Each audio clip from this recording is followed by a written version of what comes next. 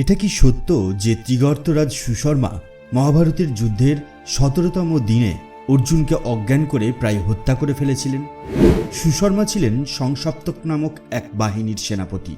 সংসপ্তক সেই সেনা সম্প্রদায়কে বলা হতো যারা সফল না হওয়া পর্যন্ত রণক্ষেত্র ছেড়ে না যাওয়ার শপথ নিয়েছিলেন। ত্রিগর্তরাজ সুশর্মা গুরু দ্রোণ তথা দুর্যোধনের সামনে প্রতিজ্ঞা করেছিলেন যে হয় এই ভূমি অর্জুন ব্যতীত থাকবে, নতুবা ত্রিগর্তদের কেউই এই পৃথিবীতে জীবিত থাকবে না। আমার এই উক্তি কখনো মিথ্যা হবে না। সংসপ্তকরা যখন অর্জুনকে ঘিরে ফেলে এবং তার রথে চড়ে বসে, তখন কি ঘটেছিল? অর্জুন কি সুশর্মার কাছে পরাজিত হয়েছিল? উত্তরটি জানতে আমাদের ভিডিওটির শেষ পর্যন্ত দেখতে হবে এবং ভিডিওটি ভালো লাগলে চ্যানেলটি সাবস্ক্রাইব করুন এবং ভিডিওটিতে একটি লাইক ও কমেন্ট করুন। মহাভারতের কর্ণপর্ব অধ্যায় ৫৪ অনুসারে কুরুক্ষেত্রের ১৭তম দিনে ভয়ানক যুদ্ধ চলছিল। তখন অর্জুন অশ্বত্থামার সাথে একটি ভয়ানক যুদ্ধ করে সবে আগে এগিয়ে যাচ্ছিলেন।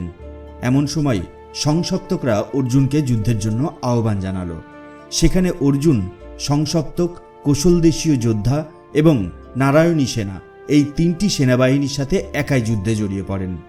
সংসপ্তকরা অত্যন্ত ক্ষুব্ধ হয়ে চারিদিক থেকে অর্জুনের মাথার উপর বাণের বর্ষণ করতে শুরু করে। সেই বাণের বর্ষণ সহ্য করে এবং সেরা রথীদের সংহার করতে করতে অর্জুন শীঘ্রই সেই বিশাল সেনাবাহিনীর মধ্যে প্রবেশ করে সুশর্মার কাছে গিয়ে পৌঁছান। সেখানে সুশর্মা ও অন্যান্য সংসপ্তকগণ বহু বাণ ছুড়ে অর্জুন ও শ্রীকৃষ্ণকে আহত করে দেন। তারপর কিছু বাণ তাদের রথের পতাকায় আঘাত করে। এমন সময় দেবশিল্পী বিশ্বকর্মার হাতে তৈরি রথের উপরে অবস্থিত থাকা ধ্বজার মহান বানরটি সকলকে ভয় দেখিয়ে জোরে জোরে গর্জনা করতে আরম্ভ করে। বানরের সেই ভয়ঙ্কর গর্জনা শুনে সংসপ্তক সেনারা ভীত সন্ত্রস্ত হয়ে পড়ে এবং তাদের অন্তর ভীষণ ভয়ে নিশ্চল হয়ে যায়। তারপর চেতনা ফেরার সাথে সাথেই তারা সকলে মিলে পাণ্ডবপুত্র অর্জুনের বিশাল রথকে ঘিরে ফেললেন। ক্রোধে ভরা সংসপ্তকরা চারদিক থেকে আক্রমণ করে শুধু অর্জুনের রথই নয়, সেই রথের দুটি চাকা ও ঘোড়াকেও চেপে ধরে থাকতে আরম্ভ করে। এইভাবে সেই সব হাজার হাজার যোদ্ধা অর্জুনের রথকে জোর করে ধরে জোরে জোরে চিৎকার করতে থাকে। অনেক যোদ্ধা ভগবান শ্রীকৃষ্ণের উভয় বাহু চেপে ধরেছিল, অন্যরা রথে বসে থাকা অর্জুনকেও ধরে ফেলেছিল। তখন শ্রীকৃষ্ণ তার উভয় বাহু ঝাঁকিয়ে সেই সমস্ত যোদ্ধাদের রণক্ষেত্রতে আছাড় মেরে ফেলে দেন। এই দেখে অর্জুন ক্রোধান্বিত হয়ে পড়েন। তিনি তার রথে আরোহণ করা অনেক পদাতিক সৈন্যকে নিচে ঠেলে ফেলে দেন এবং কাছাকাছি অবস্থানরত সংসপ্তক যোদ্ধাদের বধ করার উপযোগী বাণ দিয়ে তাদের ঢেকে ফেলেন। এরপর অর্জুন যুদ্ধক্ষেত্রে ভগবান শ্রীকৃষ্ণকে বলেন, হে পরাক্রমশালী শ্রীকৃষ্ণ, দেখুন কিভাবে নিষ্ঠুর কর্মরত এই অসংখ্য সংসপ্তক যোদ্ধা হাজারে হাজারে হত্যা হচ্ছে।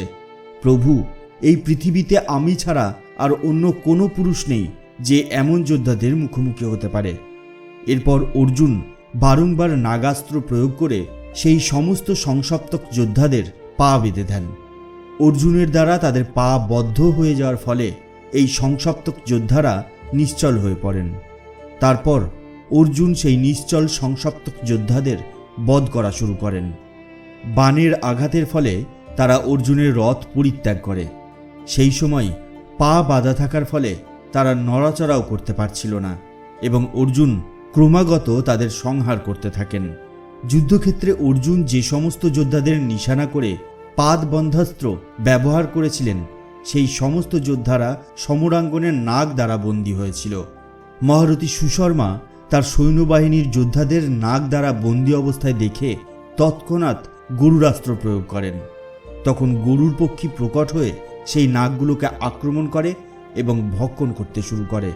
বন্ধন থেকে মুক্ত হওয়ার পর সংসপ্তক যোদ্ধারা অর্জুনের রথকে লক্ষ্য করে চারদিক থেকে তাদের বাণের দ্বারা রথের সমস্ত অস্ত্রশস্ত্র নষ্ট করতে শুরু করে। এরপর অর্জুন তার বাণের বর্ষণের দ্বারা সেই সংসপ্তক যোদ্ধাদের ভারী অস্ত্রের বর্ষণ থামিয়ে দেন। সেই সময় সুশর্মা হঠাৎ করে তার একটি বাণ দ্বারা অর্জুনের বুকে আঘাত করে তাকে আহত করে দেন। সেই বাণের আঘাতে অর্জুন ব্যথিত হয়ে রথের পেছনে বসে পড়েন। এই দেখে সমস্ত যোদ্ধারা জোরে জোরে চিৎকার করে বলতে লাগলো অর্জুন নিহত হয়েছেন। এমন সময় শঙ্খ বাজতে লাগলো এবং সিংহার গর্জনাও হতে থাকলো। এর কিছুক্ষণের মধ্যেই অর্জুন তার চেতনা ফিরে পান এবং অতি দ্রুত ইন্দ্রাস্ত্রের প্রয়োগ করেন। সেই ইন্দ্রাস্ত্র থেকে চারিদিকে হাজার হাজার বাণ প্রকট হয়ে সেই সংসপ্তক বাহিনীকে ধ্বংস করতে আরম্ভ করে। এটা দেখে সংসপ্তকগণ ও নারায়ণী সেনারা খুব ভয় পেয়ে যায়। তখন সেখানে এমন কোনো পুরুষ উপস্থিত ছিল না যে অর্জুনকে আহত করতে পারে। সমগ্র সেনাবাহিনী সম্পূর্ণরূপে স্থবির হয়ে পড়েছিল এবং সেই অবস্থাতেই তারা ধ্বংস হয়ে যাচ্ছিল। যুদ্ধক্ষেত্রে অর্জুন হাজার হাজার যোদ্ধাকে সংহার করে দিয়েছিলেন, কিন্তু তখনও সংসপ্তকদের একটি বিশাল বাহিনী অবশিষ্ট ছিল। সংসপ্তকরা পুনরায় সিদ্ধান্ত নিল যে তারা হয় মারা যাবে নতুবা বিজয় অর্জন করবে, কিন্তু যুদ্ধ থেকে পিছপা হবে না। তারা অর্জুনকে চারিদিক থেকে ঘিরে ফেলেন এবং সেখানে আবার অর্জুনের সাথে তাদের যুদ্ধ শুরু হয়। তাতে অর্জুন সেই সমস্ত সংসপ্তকদের পরাজিত করেন এবং তাদের সেনাবাহিনীকে ধ্বংস করে দেন। জয় শ্রীকৃষ্ণ। আজকের ভিডিও ব্যাস এ পর্যন্তই। আমাদের আজকের ভিডিও আপনার কেমন লাগলো সেটা নিচের কমেন্ট বক্সে কমেন্টস করে জানিয়ে দিন। আর আমাদের ভিডিও যদি আপনার ভালো লেগে থাকে তাহলে একটা লাইক করুন আর শেয়ার করে ছড়িয়ে দিন সবার মধ্যে। তাহলে দেখা হবে পরবর্তী ভিডিওতে। তার আগে অবশ্যই ভালো থাকবেন, সুস্থ থাকবেন। ধন্যবাদ।